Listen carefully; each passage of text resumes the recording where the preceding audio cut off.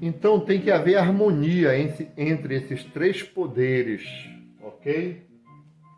A saúde física a gente resolve com caminhada, com corrida, com ginástica, com hidroginástica, enfim, né? Saúde física. A mental a gente resolve lendo livros, pesquisando, perguntando o porquê das coisas, como as coisas funcionam. Existe um compêndio em inglês chamado How Does It Work, que significa como as coisas funcionam.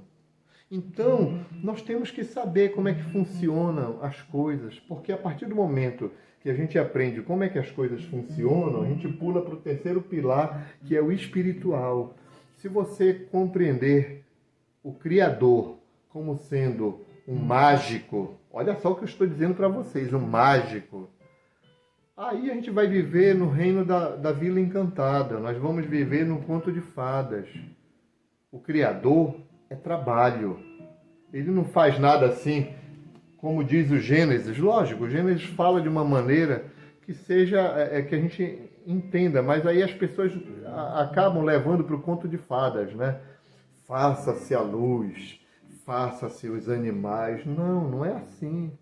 Houve um trabalho, houve toda uma estrutura atrás para poder as coisas acontecerem. Um trabalho minucioso. Qual é a proporção de determinado mineral aqui? Qual é a... Entendem? Porque as coisas têm que funcionar. É através da quantidade das coisas, das químicas, é que as coisas acontecem, né? Então não é simplesmente haja uma maçã e pum, aí aparece a maçã aqui na nossa mão. Crie-se a banana, pam, é assim que as pessoas entendem. E não é assim que funcionam as coisas. As coisas têm todo um projeto, um design por trás, entenderam? Então se a gente não tiver esse nível de conhecimento, a gente nunca vai... Para nós termos uma saúde perfeita, nós temos que ter o físico, o mental e o espiritual. Pouca gente percebe. Se eu chegar aqui para o Google agora e dizer, Google, qual é o órgão que mais consome energia no corpo humano? Aí o Google vai dizer o cérebro. Mas você consegue imaginar o cérebro como sendo músculo? Jamais, porque na caixa que você tá, nessa caixinha aqui, tá? O cérebro não é um músculo. Entendem? Tem gente aí usando óculos direto, sem saber que a visão pode voltar ao normal através de exercícios ortópticos, tá? Você exercitando a musculatura cansada dos seus olhos, você consegue ter a sua visão 100% de novo, tá? Tem uma moça aí na internet, aí, uma terapeuta chamada Tatiane Gebrael. Ela mostra como é que você pode jogar o óculos fora. Ela mostra o que você pode fazer, o que você não pode fazer. Ok? E a mesma coisa o cérebro. Você quer emagrecer. Você sabia que você pode fazer a ginástica do cérebro e ele vai queimar os nutrientes e tudo, e você pode emagrecer, ele pode lhe ajudar a emagrecer? Então é isso que nós temos que ter em mente, tá? Ninguém vai falar para vocês nunca isso. Nenhum fisiculturista, nenhum professor de ginástica, nenhuma nutricionista vai dizer que você pode malhar o cérebro. As pessoas não querem pensar, as pessoas ficam em frente da rede Globo Lixo de televisão, né? Vejam só esse cara aqui, ó, tá? Olha a situação dele aí, ó, gordo, né? Tomou uma atitude na vida dele. E hoje é um atleta, tá aqui, olha aí, ó, definido. Olha o cara aí de costa aí fazendo inveja pra mim aqui, ó. Músculo aí tudinho. É o mesmo cara. Olha aqui, ó. Ele de frente em 2014 e em 2017. Ele de costa em 2014, ele de costa em 2017. É o mesmo cara, pode olhar aí. Entende? Então, o equilíbrio da nossa vida, o equilíbrio do nosso físico, do nosso mental, do nosso espiritual, está aqui. É uma decisão que você tem que fazer na sua vida. para poder você galgar degraus mais elevados. Alguma vez, eu já falei isso, né? Alguma vez você já se perguntou qual órgão no corpo humano consome mais energia? É ele aqui. Agora vejam só, tá? Eu tirei isso aqui de um estudo, tá? Olha um cérebro que vê televisão, tá? Ele não cria as redes neurais, ele não cria, entendeu? Conexões, porque ele passou a ser como um rádio, que só recebe a estação, aí a gente sintoniza, Rádio Ipanema, Rádio Transamérica, Rádio Antena 1, Rádio Jovem Pan, né? É um receptor. Quando você lê livros, tá? O que acontece? Você cria uma rede, tá? Uma rede neural, você cria toda uma estrutura, tá? Por quê? Porque você lendo um livro, aí o seu cérebro começa, por exemplo, eu estou lendo O Sítio do Pica-Pau Amarelo, de Monteiro Lobato, né? E aí eu estou lendo ali do Visconde de Sabugosa, eu estou lendo da Boneca Emília, eu estou lendo... Então, à medida que eu estou lendo ali, eu estou criando um personagem de milho, né? Que é um sabugo de milho. Então, aquele sabugo de milho, a minha cabeça vai transformar ele, a minha mente, em um ser humano, só que com a configuração do milho, a boneca que ganha vida, entenderam? Então, isso é o trabalho da leitura, ela cria uma estrutura, tá certo? Olha, aqui dentro desse livro ainda, né? Nós temos o neurônio normal, parece uma árvore aqui, né? Aqui um neurônio estimulado, vocês vejam, tá? Aqui o neurônio normal, deixa eu chegar mais perto aqui, neurônio normal, tá aqui, tá? Aí o neurônio não estimulado, olha aí, ó, tá? Esse aqui ainda cria ainda umas raizezinhas pro outro lado. Esse aqui ele não cria, só cria raiz só para um lado aqui, só para esse lado, né? E olha um neurônio estimulado aí, ó, viu, ó?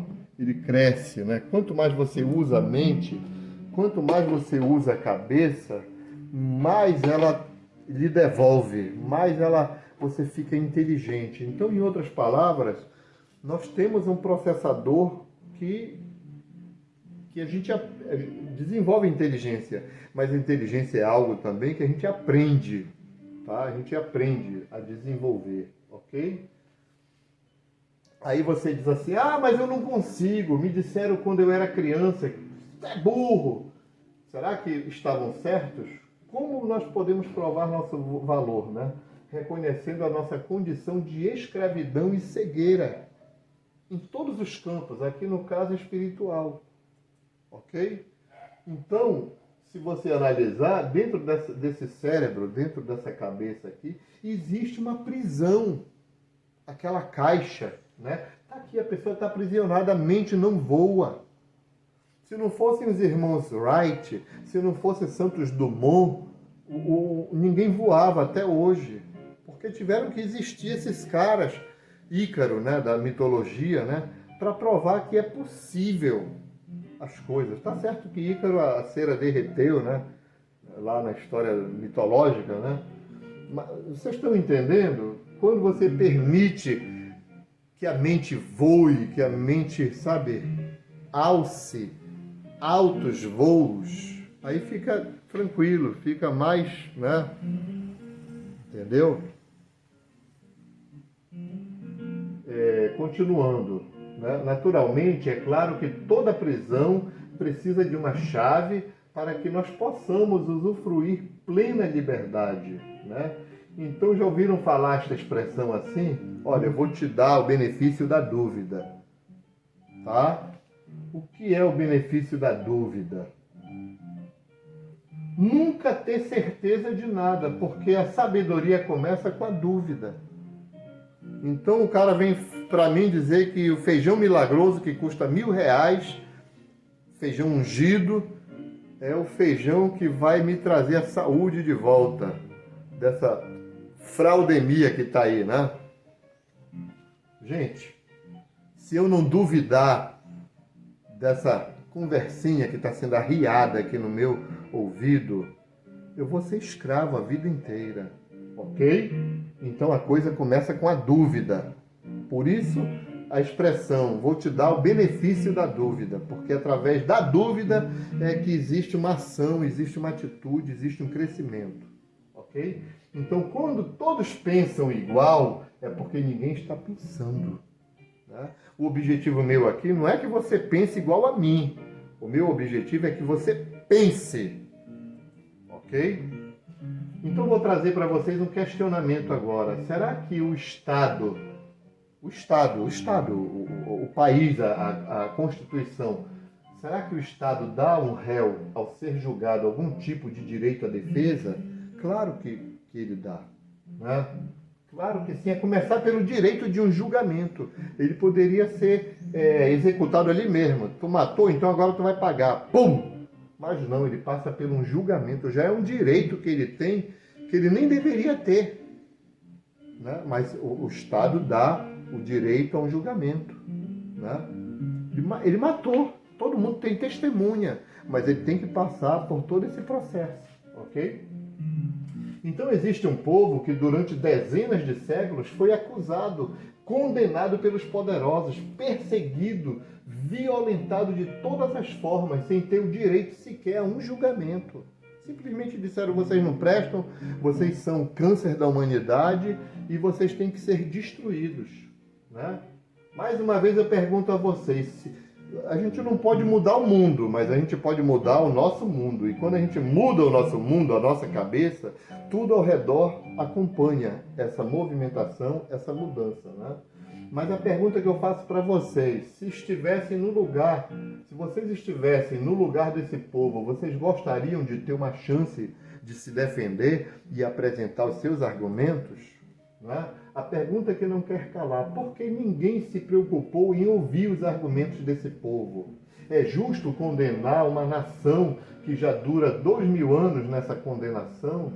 Qual é essa nação e por que ela é tão duramente perseguida? Qual é o motivo, né? Qual é essa nação? Essa nação é essa daqui, a nação de Israel, tá? De que maneira ela foi condenada? Ela foi julgada, assim, sem julgamento, né? Ela leva a culpa de ter morto o Messias, tá? Mas, já se perguntaram para eles o que eles pensam e, acima de tudo, do que eles pensam, quais são os argumentos dele? Acho que vale a pena. Se eu chego para vocês e digo, olha, isso aqui, deixa eu ver aqui, isso aqui é uma máquina fotográfica, está virando relíquia, né? Mas aí eu chego e digo que essa máquina fotográfica aqui é uma filmadora. Então a pessoa vai dizer para mim, não, isso aqui não é uma filmadora. Filmadora é aquela que a gente bota aqui no ombro, que tem um canhão para frente, que a gente olha aqui no buraco, né? Então, se eu estou dizendo que isso aqui é uma filmadora, eu tenho que provar que isso aqui é uma filmadora. Entendem? Para me provar para vocês, eu tenho que montar os meus argumentos. Tá? Eu tenho que mostrar a minha defesa, que eu possa provar que isso aqui é uma filmadora. Vocês estão entendendo como é que a coisa acontece? Então a esta nação não foi dado o direito de defesa. Simplesmente vocês não prestam, vocês não valem nada, vocês têm que ser destruídos, extirpados do mundo, da face da terra. Entenderam, gente? Então, essa é a grande... como é que eu posso... Qual é a palavra? Injustiça. Uma das maiores injustiças do mundo. O povo que foi condenado sem direito a se defender. Simplesmente matou o Messias. Será que era o Messias mesmo? Será que foram eles que fizeram isso? Né? Então a gente tem que estudar, a gente sabe esse lado aqui da moeda. Por que não dá oportunidade para a gente mesmo de saber o que o outro lado da moeda contém? Qual é o conteúdo? Né? Então, nas suas divagações, nas suas ponderações, já condenou este povo também? Ou vai se dar o direito de usufruir o benefício da dúvida? Vai deixar o assunto de lado ou vai se aprofundar em saber o conteúdo do outro lado da moeda? Entenderam? Então eu volto a lembrar aquela letra daquela música Estes Moços, que eu já falei em outro, né? Saibam que deixam o céu por ser escuro e vão ao inferno à procura de luz. É aí que eu vou voltar àquela historinha lá do começo, daqui a pouco, né? Infelizmente as pessoas julgam o inferno, o céu, como escuro e vão ao inferno à procura de luz. É isso que diz a música, né? A música é muito bonita, o nome da música é Estes Moços. Do tempo quando se fazia música de verdade, não essas porqueiras, essas porcalhadas que estão por aí. Tá? Mas o que de fato havia por trás daquela porta negra, de aspecto tão horripilante, tão amedrontador assim? Agora nós vamos mostrar o que tinha. Aí, terminada a guerra, né? Continuando a história, terminada a guerra, o que acontece? Um dos soldados que participava lá em fuzilar, né? Ele disse: meu rei, não me tenha por curioso, mas ao mesmo tempo todo mundo quer saber o que tinha por trás daquela porta. Aí o rei disse assim: abra você mesmo e veja por você mesmo. Aí o cara, olha aí, o medo do cara para ir lá: vá, rapaz, vá, tô mandando, vá lá. Aí o cara, com todo o medo do mundo, guarda, né, foi lá, né, e abriu. Quando ele abriu, a imagem do sol, do paraíso, era isso que tinha por trás da porta. Só que a mente dentro da caixa não permitia que a pessoa tivesse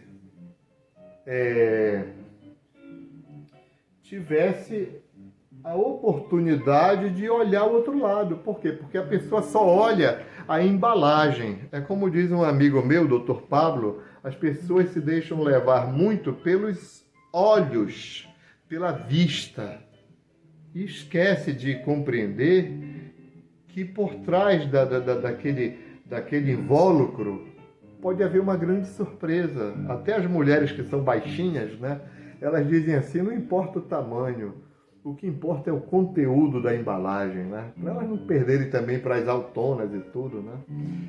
E, na verdade, é isso, né? Rui Barbosa, por exemplo, quando ele foi para a Haia, né, ele fez um dos maiores discursos da história, né? Ele era tão baixinho que ele precisou de um banquinho para ficar em pé, né, a altura e tudo, para atingir o microfone, né? E conta a história, não sei se é fábula, não sei, era um banquinho, né, era uma mala cheia de areia, né? Aí ele dizia: olha, nobres cidadãos em inglês, né, eu tenho o privilégio, o prazer de dizer que estou pisando em terra brasileira, né? Era a mala cheia de terra brasileira, acho que terra do Brasil. Não sei se isso é conversa e tal, mas a questão é que esse cara foi fantástico. Ele era baixinho, né? E ainda assim se tornou um dos maiores expoentes brasileiros da história mundial, vamos dizer assim, tá? Então, gente, a melhor liberdade que a gente pode atingir, alcançar, é quando a gente se livra daquilo que nos faz mal, né? Então, eu não estou falando de pessoas, mas também pessoas entram aí. Se tem pessoas que estão fazendo mal para você na sua vida, são chamadas de pessoas tóxicas, se livre. Mas no caso aqui o estudo está falando em especial a caixa, né? A caixa. As caixas dizem que o Criador é uma trindade. E aí eles não têm como provar isso. Aí eles dizem assim: é um mistério. Tá? Mas quando você vai estudar de verdade, você descobre que não é isso. É uma falácia. Mas isso é, como volta agora a citar de novo o Dr. Pablo, né, meu grande amigo, ele diz que a gente, infelizmente, está condicionado a pensar pequeno. Né? A gente, infelizmente, está condicionado a pensar pequeno. Ah, não, a felicidade não foi feita para mim. Ah, a gente fala assim para a pessoa: faça essa coisa assim. Chegue com uma pessoa humilde assim e diga: olha, o que você acha de um dia ser dono dessa mansão aí? A pessoa vai responder para você na hora: isso não é para mim, isso não foi feito para mim. Você já pensou você dentro daquela Mercedes, daquele Honda? Não, isso não é para mim. A pessoa mesmo já se condena, tá? Como última análise reflexiva, pergunte-se: será que eu consigo me enxergar sem precisar de espelhos?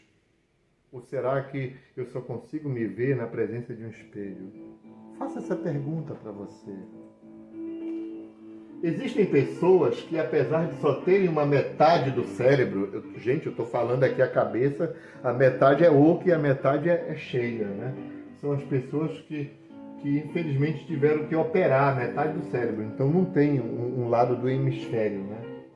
É uma operação chamada hemisferectomia, ok? Então, essas pessoas conseguem viver muito bem e o que é melhor, sabem raciocinar. Olha um exemplo aqui, ó, tá? É a jovem Judy Graves, tá? Aos 3 anos de idade, ela começou a ter convulsões com tanta frequência que os médicos sugeriram retirar metade de seu cérebro. E aqui ela dizendo aqui, vocês podem digitar isso aqui do jeito que está e vocês vão à matéria, tá? Eu tenho só metade do cérebro, mas ninguém percebe. Tá vendo só? Como nós somos fantásticos, como nós somos maravilhosos e não sabemos, né? O que aconteceu com ela foi isso aqui, ó, tá? Um lado da cabeça dela tem cérebro, o outro lado não tem. É possível? Leiam a história dela, tá? E você, que tem o privilégio de possuir os 2 hemisférios, está fazendo bom uso deles? Ou você é daqueles que diz, não, eu não consigo entender? Né? Então, voltando àquela pergunta aqui, quem está certo? O que está vendo 4 ou o que está vendo 3? Qual dos dois está certo? Esse aqui está certo, esse aqui está certo, e eu que estou aqui do lado de fora digo, os dois estão certos.